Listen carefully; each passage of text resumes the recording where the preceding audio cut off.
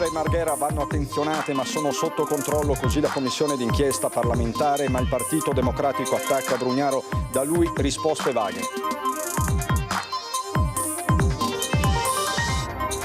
Paura a Brondolo di Chioggia per 2 anziani tabaccai aggrediti per essere rapinati. L'assalto non è andato a buon fine perché sono intervenuti 3 ragazzini di 15 anni in loro soccorso. È ricoverato in gravi condizioni ma non sarebbe in pericolo di vita il motociclista di Mira coinvolto ieri in un incidente nel Vicentino. Il patriarca Moravia presiede la recita del Santo Rosario per la salute del Santo Padre nella Basilica di San Marco e invita a intervenire di persona e pregare.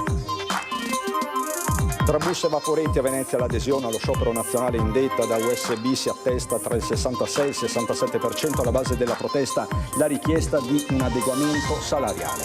Un weekend intenso per il carnevale veneziano tra carri mascherati in terraferma e dinner show a Cavendramin per far sognare grandi e piccini. Il grande calcio torna in diretta in esclusiva su Antenna 3 domani mercoledì alle 21:30 le semifinali della Coppa del Re, 2 grandi sfide in prima serata: Barcellona, Atletico Madrid, Real Sociedad, Real Madrid. Bentrovati, buonasera telespettatrici, telespettatori di Antenna 3. Tanti fatti di cronaca di cui dobbiamo darvi conto in questa edizione veneziana dei nostri telegiornali. Prima però il sondaggio di Ring che torna puntuale questa sera alle 21, dedicato ai 5 anni dal Covid. Vi chiediamo, ne siamo usciti migliori 5 anni quindi dall'istituzione della zona rossa a Vo e dall'esplosione dell'emergenza con i suoi 197.000 morti a livello nazionale, 17.000 soltanto in Veneto. Ne usciremo migliori e più forti, una delle frasi più ricorrenti in quei mesi drammatici e concitati. Da qui il sondaggio di questa sera: se sì il numero in verde, se no quello in rosso. Come sempre la chiamata è gratuita e quindi ci vediamo a Ring a partire dalle 21. Un'ultima ora di cronaca. Dopo quello di Sottomarina, un altro incidente sul lavoro molto grave è avvenuto in comune a Quarto d'Altino. Un operaio 43enne stava lavorando a una cabina elettrica privata quando è rimasto folgorato dai cavi della tensione per motivi che sono ancora da chiarire. Sul posto i sanitari della 118, l'elicottero del SUAM che ha portato l'operaio all'ospedale di Mestre dove è ricoverato in prognosi riservata, ma per la gravità delle ustioni verrà presto trasferito al centro grandi ustionati di Padova. Tra l'altro questo in una giornata già tragica sul fronte degli incidenti sul lavoro, perché c'è stato un incidente letale mortale in provincia di Verona con vittima un giovane uomo di 34 anni, Thomas Gobbi di Merlara. Fatale un guasto al camion con l'autista rimasto schiacciato dalla cabina. Quindi ancora incidenti sul lavoro gravissimi in tutto il Veneto. I temi della pubblica sicurezza, dell'ordine pubblico sempre in primo piano, con Mestre e Marghera che vanno attenzionate, ma sostanzialmente il comune di Venezia sarebbe sotto controllo. Così i parlamentari della Commissione su degrado nelle città e periferie italiane. Solo il PD solleva dei dubbi. La Commissione parlamentare d'inchiesta sullo stato di degrado delle città e delle loro periferie arriva anche a Venezia e Mestre, nona tappa di una serie di sopralluoghi che ha già toccato 8 città metropolitane italiane. Non devono essere state visite particolarmente piacevoli se, nonostante gli allarmi che arrivano dal territorio, il presidente della Commissione, Alessandro Battilocchio, definisce la situazione di Venezia e Mestre meno peggio di altri centri italiani. I dati che ci sono stati forniti, in particolare dal prefetto e dal questore, ci parlano di una città sotto controllo.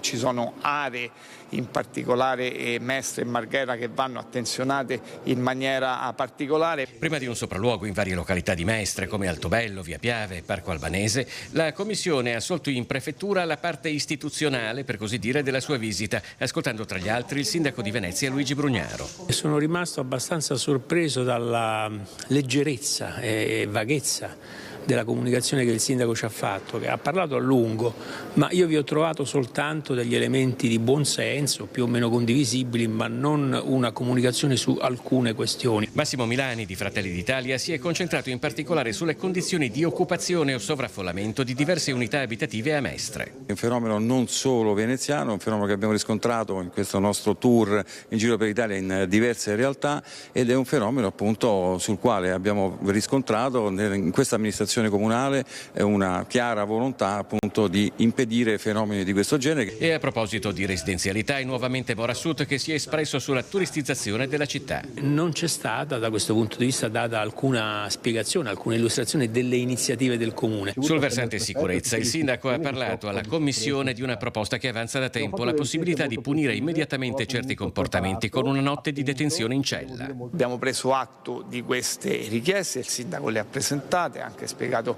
il paradigma, è qualcosa che non abbiamo riscontrato in altre città, però io credo che siano problematiche che vanno approfondite. La paura vissuta a Brondolo di Chioggia per 2 anziani tabaccai aggrediti per essere rapinati. L'assalto non è andato a buon fine perché sono intervenuti 3 ragazzini di 15 anni, ma ci aggiorna, ci racconta tutto Ilaria Marchiori. Erano da poco passate le 20 quando sabato sera, qui in via Venturini a Brondolo di Chioggia, il titolare anziano del bar tabacchi è stato aggredito da 2 malviventi che lo stavano aspettando. Insieme a lui c'era anche il cognato. Poteva finire drammaticamente per il titolare 79enne Gianni Boscolo Bello Sacchi e il cognato 81enne Adelino, già rientrato al lavoro. Uno ha spinto mio cognato per terra tenendolo fermo con il ginocchio e per portargli via 2 sacchetti che aveva in mano. Quando si sono accorti che non avevano, che dentro non c'erano i soldi, sono venuti da me, però sono intervenuti 3 ragazzini che hanno sentito le grida di aiuto e questi sono scappati via. Hanno preso e scappati via. Una tragedia sfiorata, la definisce la nipote Federica. Avevano il volto coperto da passamontagna, hanno comunque buttato a terra una persona anziana di 79 anni e poi una di 81. Hanno immobilizzato la persona a terra in mezzo alla strada, dove anche semplicemente se fosse passata una vettura con il buio della sera veramente poteva nascere una tragedia. Quando si sono accorti che in un sacchetto c'era il caffè e nell'altro una brioche, hanno iniziato a perquisire il 79enne a terra, ma l'arrivo dei 3 ragazzini che poi hanno chiamato i carabinieri e l'ambulanza li ha fatti desistere. Dobbiamo praticamente tutto perché, vista la criminalità di questi 3 malviventi, non sapevamo a cosa si sarebbe potuti andare incontro. È anche vero che a 15-16 anni non è sempre facile prendere la decisione giusta, loro hanno avuto il coraggio di farlo e quindi insomma se oggi siamo tutti qui con serenità è grazie a loro e alle loro famiglie che li hanno supportati poi nella scelta di andare a denunciare l'accaduto. Quanto accaduto torna a riaccendere i riflettori sulla sicurezza in città, soprattutto per chi gestisce un'attività. Che la città in questo periodo è veramente tartassata perché tutte le attività sono messe sotto pressione da questo tipo di avvenimenti e in questo senso era già stato chiesto e speriamo che con questo episodio si risolleciti la richiesta al sindaco Armelao di attivare maggiore sorveglianza sia dal punto di vista di telecamere, illuminazione e forze dell'ordine affinché chi lavora sia tutelato, perché ovviamente un lavoratore non può perdere la vita per colpa di 4 malviventi. Immediata la replica proprio del sindaco Armelao. Quello che può fare un sindaco è quello di potenziare la polizia locale, è quello che stiamo facendo, è quello di aver attivato il 3° turno serale fino all'1 di notte da maggio a settembre, è quello che dovremo fare adesso con il nuovo concorso per agenti di polizia locale è quello di lavorare per portare il 3° turno durante tutto l'anno. Quindi nessun abbandono da parte di nessuno, il sindaco come sempre farà la sua parte, la propria parte, davanti al prefetto, davanti al questore, davanti al comandante provinciale dell'Arma dei Carabinieri e della Guardia di Finanza. E quindi prossimamente porteremo questa problematica, questo ennesimo episodio di criminalità che ha ovviamente investito la nostra città ai danni di questo tabaccaio. Ringrazio anche i giovani che sono intervenuti in aiuto dei signori, di massima vicinanza e solidarietà a questo tabaccaio. appena possibile passerò anche a trovarlo, proprio come segno tangibile della vicinanza dell'amministrazione comunale a tutto il mondo del commercio, ma anche i cittadini che spesso subiscono dei furti in appartamento. Grave incidente stradale ieri nel Vicentino, protagonista un motociclista di Mira. È ricoverato in gravi condizioni all'ospedale di Sant'Orso il motociclista di Mira coinvolto ieri in un incidente sulla strada del Costo a Cogolo del Cengio. L'uomo di 58 anni fortunatamente non sarebbe in pericolo di vita, ma l'impatto frontale della sua Aprilia tra il secondo e il terzo tornante contro un Opel è stato violento. Tra i diversi traumi riportati, quello alla testa era il più preoccupante, visto l'impatto con il parabrezza dell'auto. Ad intervenire per i primi i vigili del fuoco già presenti sul posto per un altro incidente e i carabinieri del radiomobile di Schio. Questa sera alle 19:30 nella Basilica di San Marco il patriarca di Venezia Francesco Moraglia presiede la recita del Santo Rosario e invita tutti coloro che potranno farlo a intervenire di persona e pregare per la salute di Papa Francesco. Coloro che non potranno presenziare, informa la Chiesa Lagunare, sono invitati a unirsi spiritualmente in preghiera. Voltiamo decisamente pagina, nuova giornata di sciopero oggi per i trasporti. Vediamo com'è andata in Laguna. I dati sulla partecipazione al momento si attestano nella città di Venezia intorno al 66-67%, mediamente sommati ai due servizi di navigazione e di automobilistico. In ACTV la percentuale di adesione allo sciopero del trasporto pubblico locale proclamato a livello nazionale da USB, cui a livello territoriale ha aderito SGB, è in linea con le precedenti giornate di protesta in Comune di Venezia. Alla base della mobilitazione su tutto il territorio nazionale c'è la mancata convocazione ai tavoli per il rinnovo del contratto, in una situazione evidentemente ritenuta talmente grave che la richiesta che sempre più spesso si sente fare è quella di dare dignità alle lavoratrici e ai lavoratori del settore. Ormai da troppo tempo chiediamo degli adeguamenti salariali che stiano in pari anche con quella che è l'inflazione. Il giorno 19 avrebbe dovuto esserci l'incontro per il rinnovo ed è stato rinviato ulteriormente, segno che forse probabilmente quei pochi soldi che questo governo aveva messo a disposizione forse non ci sono nemmeno quelli. È chiaro che in una città particolare come Venezia l'assenza di mezzi pubblici di trasporto si senta di più, ma è oramai anche da parecchio tempo che i sindacati hanno lanciato l'allarme sui problemi di un settore che di questo passo rischierebbe addirittura di scomparire. Rischiamo di perdere servizi e quando si perdono servizi sul trasporto pubblico locale si perdono servizi alla cittadinanza sostanzialmente, quindi noi per questo motivo abbiamo scioperato. E a proposito di servizi, dopo aver evitato il trasferimento degli interventi di senologia a Mestre, il consigliere regionale del Partito Democratico Jonathan Montanariello fa un appello ai residenti di Chioggia e Venezia: scegliete i reparti locali di senologia per garantire la continuità del servizio. Chioggia e Venezia. Le direttive Agenas e la Clinical Competence prevedeva che fosse portato tutto dove si fanno più di 150 interventi annui, quindi a Mestre. È stata trovata una formula per permettere di mantenere il servizio sul territorio a Chioggia e a Venezia, quindi di poter utilizzare la sanità territoriale. Dopo la vittoria ottenuta per il mantenimento degli interventi di senologia all'interno dell'azienda USL 3 Serenissima, il consigliere regionale del Partito Democratico Jonathan Montanariello lancia un appello all'utenza affinché si scelgano i reparti di Chioggia e Venezia. Io lancio un appello ai cittadini: scegliamo i presidi territoriali in modo che la nostra battaglia fatta dalle città intere possa avere un senso. Non vorrei che con questa formula trovata si trovi il modo per mantenere i presidi territoriali per questo tipo di intervento e dopo magari tutti optano per Mestre e tra qualche anno qualcuno ci verrà a dire che siccome erano talmente irrisori i pazienti operati nei presidi territoriali non c'è nessun problema ad accentrare tutto nell'ospedale di Mestre. Il consigliere sottolinea l'importanza di mantenere un numero sufficiente di interventi nelle due città per evitare una futura sospensione del servizio. Lancio un appello ai cittadini di Venezia e Chioggia affinché ci diano una mano a dar senso a questa battaglia che possa proseguire e mantenersi anche nel tempo. Secondo un accordo tra ULSS 3 e il Comune, gli operatori del comparto sanità che si recano a Venezia per lavoro pagheranno l'imposta di soggiorno soltanto per i primi 5 giorni in tutto l'arco dell'anno. Grazie alla collaborazione dell'amministrazione civica, ha detto il direttore dell'ULSS 3 Contato. Aggiungiamo un altro bonus a quelli che questa direzione sta offrendo a chi viene a lavorare nei servizi sanitari della città d'acqua. Sovraffollata di giorno, semideserta di notte. Secondo gli ultimi dati della Fondazione Pellicani, tra turisti e lavoratori pendolari, Venezia è sempre più una città fisarmonica.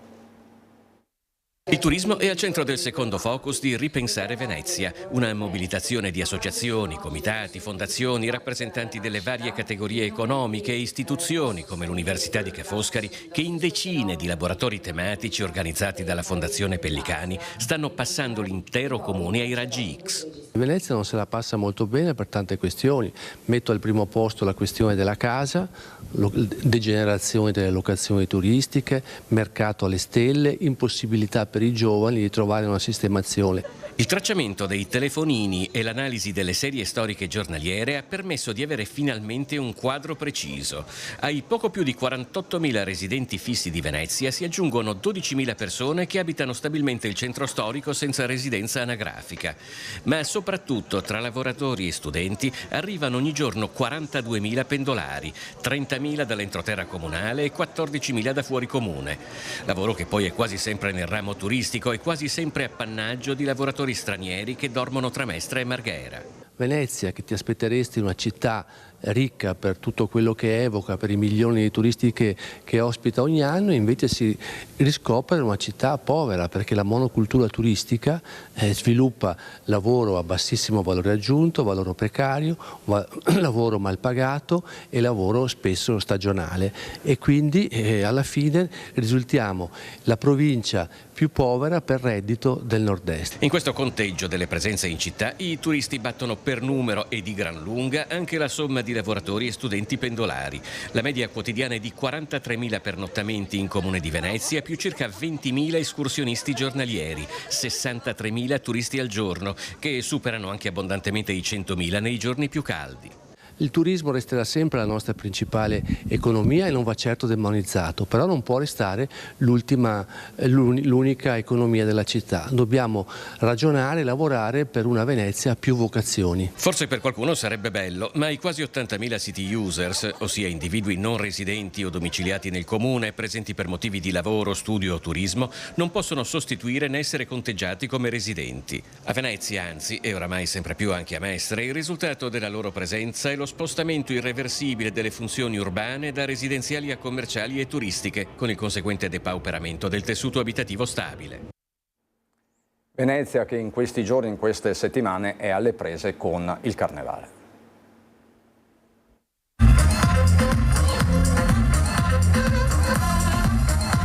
Una domenica di carnevale che ha incantato grandi e piccini tra colori e musica, con spettacoli diffusi a Venezia e terraferma. A Chirignago 5 carri e oltre 400 figuranti in maschera hanno sfilato per le strade. E mentre tra Venezia e terraferma si festeggiava il Carnevale, le 12 Marie, prima di recarsi a fare festa tra i carri mascherati, si sono unite ai volontari dell'associazione Masegna e Nissioetti per ripulire da scritti e graffiti il sottoportego dei Oresi, vicino al ponte di Rialto. Un appuntamento ricorrente per promuovere il rispetto e la cura della città. Intanto si sono concluse con successo le prime 2 serate del dinner show a Cavendram in Calergi, con l'evento ideato e diretto da Antonia Sauter, tra abiti sontuosi, performance artistiche e ovviamente un sofisticato menù. I dinner show sono come uno scrigno colmo di sorprese da vivere con stupore e fantasia, cogliendo l'essenza del carnevale in una magica notte veneziana, ha dichiarato il direttore artistico Checchetto. Gli ospiti del dinner show scopriranno, scandita da sogni del Casanova, che Venezia sa essere 1000 cose: acquatica, carnevalesca, suadente, misteriosa, colta e sempre sorprendente.